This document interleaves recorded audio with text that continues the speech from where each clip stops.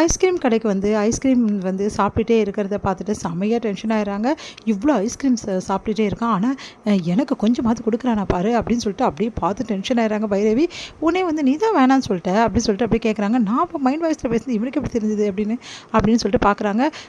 என்ன பைரவி ஐஸ்கிரீம் சாப்பிடும் போல் இருக்கா, வேணா வந்து கொஞ்சமாக எடுத்துக்கிறியா அப்படின்னோடனே இதில் கொஞ்சமாக நீ தான் எல்லாத்தையும் சாப்பிட்டுட்டியே, இதுக்கப்புறம் எங்கே கொஞ்சமாக எடுத்து அதான் நான் ஆர்டர் பண்ணுறேன்னு சொன்னேன், நீ தான் வேணாம் சொல்லிட்டேன். வேணாம் அதான் நல்லா முழுங்கு நல்லா 2 ஐஸ்கிரீமை, அப்புறம் என்ன வா போகலாம் அப்படி சொல்லிட்டு கூப்பிட்றாங்க. என்ன பைரவி என்னால் எப்படி எழுந்துக்க முடியும், நீ தான் கொஞ்சம் கைப்பிடிச்சி எழுப்பி விடணும் அப்படின்னோடனே ரொம்ப ஓவராக போகிறானே அப்படின்னு சொல்லிட்டு செம்ம டென்ஷன் ஆயிடுறாங்க.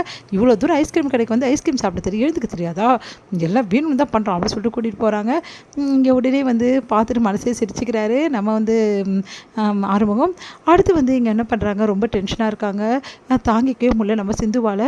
கோயிலுக்கு போயிட்டு வரலாம் அப்படின்னு சொல்லிட்டு சிந்து என்ன பண்ணுறாங்க, கோயிலுக்கு போகிறாங்க. என்ன சிந்து காலைல கோயிலுக்கு போகிற, அங்கே வரணும்ல, இன்றைக்கி வந்து தீர்ப்பு வருதில்ல அப்படின்னு சொல்லிட்டு சொல்கிறாங்க.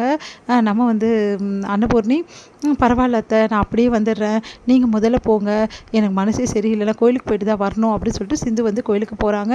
இந்த சூழ்நிலையில் சிந்து என்ன பண்ணுறாங்க, கோயிலுக்கு போயிட்டு வந்துட்டு இருக்க வழியில் யாரும் வந்து பயங்கரமாக ஒருத்தவங்களை போட்டு அடிக்கிறாங்க, அப்படியே துரத்துறாங்க. அதை பார்த்துட்டு சிந்து ஒன்றும் புரியாமல் போய் பார்க்குறாங்க. பார்த்தா ஒருத்தர் அடிச்சுட்டு இருக்காங்க. அதுக்கப்புறம் எல்லாரையும் கூப்பிட்டு வந்து அவங்கள காப்பாற்றுறாங்க.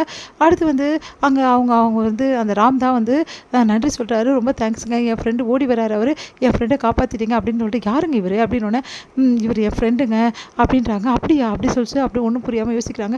எல்லாத்துக்கும் அந்த ஸ்னேகா தான் காரணம், அந்த ஸ்னேகா தான் என்னோட ஃப்ரெண்டு இப்படி பண்ணிட்டாலே அப்படி சொல்லிட்டு புலம்புறாரு. ஸ்னேகா வேணாம் சொன்னால் கேட்குறியாடா, அவள் வேணாம் சொல்லி தொலை வேண்டியது, எதுக்குடா இப்படி அடி வாங்கி இப்படி ஆகிட்டு அப்படின்னு சொல்லிட்டு பேசிகிட்டு இருக்காரு அவர்கிட்ட. அதை கேட்டு ஸ்னேகாவா அப்படி சொல்லிட்டு, டாக்டர் ஸ்னேகாவை பற்றி பேசுகிறீங்க அப்படின்றாங்க. ஆமாம் மேடம் அப்படின்னோடனே, உங்களுக்கு தெரியுமா அவங்க அப்படின்னு சொல்லி, சிஸ்டர் தெரியுமா சிஸ்டர் அப்படின்றாரு. தெரியுங்க அப்படின்னு சொல்லிட்டு, என் வீட்டுக்காரர் இப்போ வந்து கஷ்டப்பட்டுட்டு இது காரணமே ஸ்னேகா தான் அப்படின்னு சொல்லிட்டு நடந்து சொல்கிறாங்க. ப்ளீஸுங்க சொல்லுங்கள், அது ஸ்னேகா என்ன பண்ணாங்க, எதுக்காக இவ்வளோ நடந்தது அப்படின்னு எல்லா உண்மையும் சொல்கிறாங்க. அதை கேட்டு பயங்கரமாக அதிர்ச்சி அடைகிறாங்க சிந்து.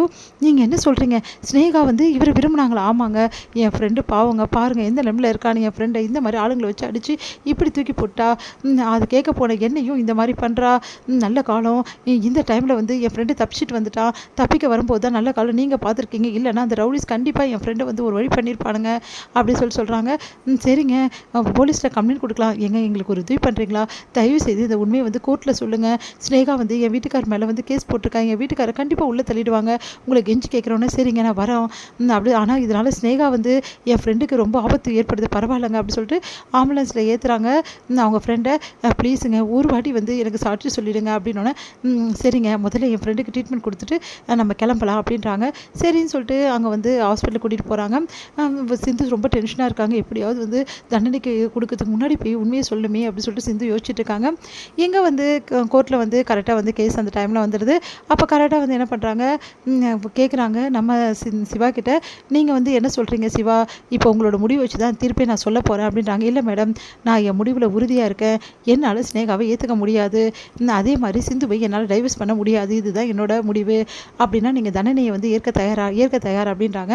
உடனே வந்து ஜட்ஜ் என்ன பண்ணுறாங்க, சரி இந்த கேஸில் வந்து தீர்ப்பு சொல்லப்படும் அப்படின்னு சொல்லிட்டு சொல்கிறாங்க. அப்போ வந்து கரெக்டாக 5 கோடி வந்து அபராதமும் 1 வருஷம் ஜெயில் தண்டனையும் வந்து அறிவிக்கிறாங்க நம்ம வந்து சிவாக்கு. இது வந்து இந்த தீர்ப்பு வந்து அப்படின்னு சொல்ல வராங்க. உடனே வந்து தீர்ப்பை படித்து முடிக்கிறதுக்குள்ளேயுமே நம்ம சிந்து வந்துடுறாங்க எல்லாரையும் கூட்டிகிட்டு. அடுத்து வந்து எல்லாருமே அதிர்ச்சி அடைகிறாங்க. சிந்து வந்து பேச ஆரம்பிக்கிறாங்க. உண்மையிலே சிவா டாக்டர் தான் வந்து விரும்பினார், ஆனால் இந்த ஸ்னேகா வந்து விரும்பலை, பொய்யா தான் விரும்பியிருக்கா, அதுக்கான சாட்சி தான் அப்படின்னு சொல்லிட்டு ராமை கூட்டிகிட்டு வராங்க.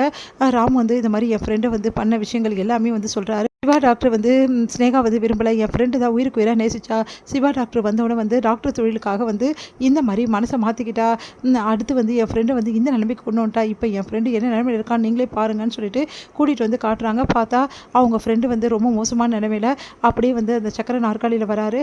அவரை பார்த்து எல்லாம் அதிர்ச்சி அடைகிறாங்க. ஆமாங்க ஸ்னேகா என் உயிருக்கு உயிரானவ, அவளை தயவுசெய்து என்கிட்ட சேர்த்து வைங்கன்னு சொல்லிட்டு எல்லா சாட்சியுமே வந்து சொல்கிறாரு. அதிர்ச்சி அடைகிறாங்க எல்லாரும்.